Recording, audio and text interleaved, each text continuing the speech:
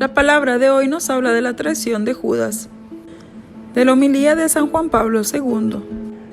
A solo el nombre de Judas suscita entre los cristianos una reacción instintiva de reprobación y de condena. El significado del apelativo Iscariote es controvertido. La explicación más común dice que significa hombre de Queriot, aludiendo a su pueblo de origen, situado cerca de Hebrón y mencionado 2 veces en la Sagrada Escritura. Otros lo interpretan como una variación del término sicario, como si aludiera a un guerrillero armado de puñal, llamado en latín sica. Por último, algunos ven en ese apodo la simple transcripción de una raíz hebreo-aramea que significa el que iba a entregarlo. Esta designación se encuentra 2 veces en el cuarto evangelio, después de una confesión de fe de Pedro y luego durante la unción de Betania. Otros pasajes muestran que la traición se estaba gestando, aquel que lo traicionaba. Se dice de él durante la última cena, después del anuncio de la traición y luego en el momento en que Jesús fue arrestado. Sin embargo, la lista de los 12 recuerdan la traición como algo ya acontecido. Judas Iscariote, el mismo que lo entregó. Dice Marco, Mateo y Lucas utilizan fórmulas equivalentes.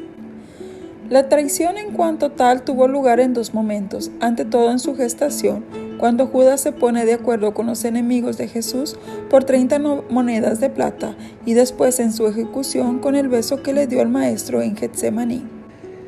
En cualquier caso, los evangelistas insisten en que le correspondía con pleno derecho el título de apóstol. Repetidamente se le llama uno de los 12 o del número de los 12. Más aún, en 2 ocasiones Jesús, dirigiéndose a los apóstoles y hablando precisamente de él, lo indica como uno de vosotros. Y Pedro dirá de Judas que era uno de los nuestros y obtuvo un puesto en este ministerio. Se trata por tanto de una figura perteneciente al grupo de los que Jesús se había escogido como compañeros y colaboradores cercanos. Esto plantea 2 preguntas al intentar explicar lo sucedido. La primera consiste en preguntarnos cómo es posible que Jesús escogiera a este hombre y confiara en él. Ante todo, aunque Judas era de hecho el ecónomo del grupo, en realidad también se le llama ladrón. Es un misterio su elección, sobre todo teniendo en cuenta que Jesús pronuncia un juicio muy severo sobre él. Ay de aquel por quien el Hijo del Hombre es entregado. Es todavía más profundo el misterio sobre su suerte eterna, sabiendo que Judas, acosado por el remordimiento, devolvió las 30 monedas de plata a los sumos sacerdotes y a los ancianos diciendo: pequé entregando sangre inocente. Aunque luego se alejó para ahorcarse, a nosotros no nos corresponde juzgar su gesto, poniéndonos en el lugar de Dios, infinitamente misericordioso y justo. Una segunda pregunta atañe al motivo del comportamiento de Judas. ¿Por qué traicionó a Jesús? Para responder a esta interrogante se han hecho varias hipótesis. Algunas recurren al factor de la avidez por el dinero, otras dan una explicación de carácter mesiánico.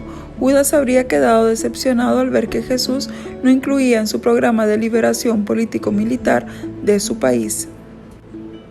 En realidad, los textos evangélicos insisten en otro aspecto.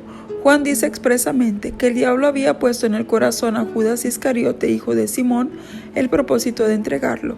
De manera semejante, Lucas escribe: Satanás entró en Judas, llamado Iscariote, que era del número de los 12.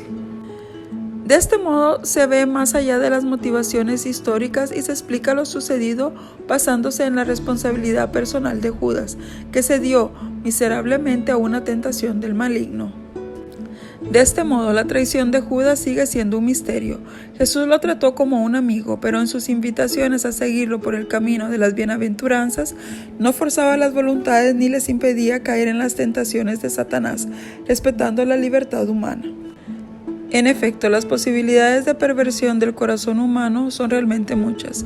El único modo de prevenirlas consiste en no cultivar una visión de las cosas meramente individualista, autónoma, sino por el contrario, en ponerse siempre del lado de Jesús, asumiendo su punto de vista. Día tras día debemos esforzarnos por estar en plena comunión con Él.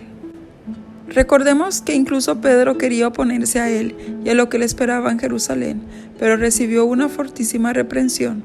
Tus pensamientos no son los de Dios, sino de los hombres. Tras su caída, Pedro se arrepintió y encontró perdón y gracia.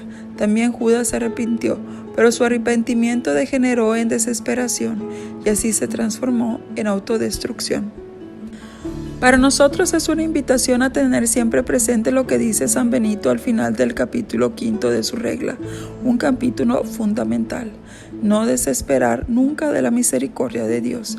En realidad, Dios es mayor que nuestra conciencia, como dice San Juan. Recordemos dos cosas. La primera, Jesús respeta nuestra libertad. La segunda, Jesús espera que queramos arrepentirnos y convertirnos. Es rico en misericordia y perdón. Por lo demás, cuando pensamos en el papel negativo que desempeñó Judas, debemos enmarcarlo en el designio superior de Dios, que guía los acontecimientos. Su traición llevó a la muerte de Jesús, quien transformó este tremendo suplicio en un espacio de amor salvífico y en entrega de sí mismo al Padre. El verbo traicionar es la versión de una palabra griega que significa entregar. A veces su sujeto es incluso Dios en persona. Él mismo, por amor, entregó a Jesús por todos nosotros. Es un misterioso plan de salvación. Dios asume el gesto injustificable de Judas como ocasión de la entrega total del Hijo por la redención del mundo. Como conclusión, queremos recordar también a quien después de Pascua fue elegido para ocupar el lugar del traidor. En la iglesia de Jerusalén, la comunidad presentó a 2 discípulos y después echaron suertes: José, llamado Barsabás por sobrenombre Justo, y Matías. Precisamente este último fue el escogido y de este modo fue agregado al número de los 12 apóstoles. No sabemos nada más de él, salvo que fue testigo de la vida pública de Jesús, siéndole fiel hasta el final. A la grandeza de su fidelidad se añadió después la llamada divina a tomar el lugar de Judas, como para compensar su traición. De aquí sacamos una última lección. Aunque en la iglesia no faltan cristianos indignos y traidores, a cada uno de nosotros nos corresponde contrarrestar el mal que ellos realizan con nuestro testimonio fiel a Jesucristo, nuestro Señor y Salvador.